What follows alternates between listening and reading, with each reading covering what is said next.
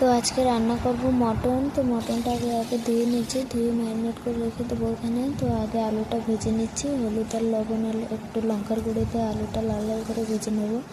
তো আলুটা ভাজা হয়ে গেছে, আলুটা এখানে তুলে নিচ্ছি। তো তারপরে এদিকে মটনটা ম্যারিনেট করে নেবো। আমি প্রথম হলুদটা দিয়ে দিয়েছিলাম, ওই জন্য একটু এরম দেখাচ্ছে। তো প্রথম লবণ দিয়ে হলুদ দিয়ে একটু লঙ্কার গুঁড়ো দিয়ে দেবো।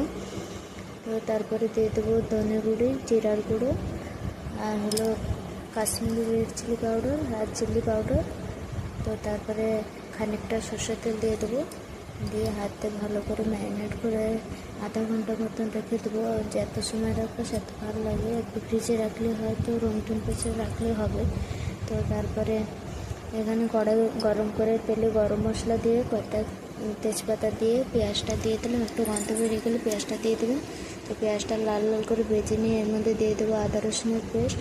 তো কিছুক্ষণ কষিয়ে নেবো, কষিয়ে ম্যারিনেট করা চিকেনটা দিয়ে দেবো। তো চিকেন এর মধ্যে আমি একটু টক দই দিয়েছিলাম। তো তারপরে দিয়ে দেবো স্লাইস করে রাখা টমেটো আর দুটো গোটা রসুন। তারপর ঢাকা দিয়ে কিছুক্ষণ কষিয়ে তারপরে এই স্টেজে 70-80% সেদ্ধ হয়ে গেলে তারপরে দিয়ে দেবো প্রেশার কুকারে সে সময় হলো ভাজা আলুগুলো দিয়ে দেবেন, দিয়ে পরিমাণ মতো জল দিয়ে দেবো। দিয়ে 4 কি 5টা সিটি দিয়ে নামিয়ে দিলেই রেডি হয়ে যাবে।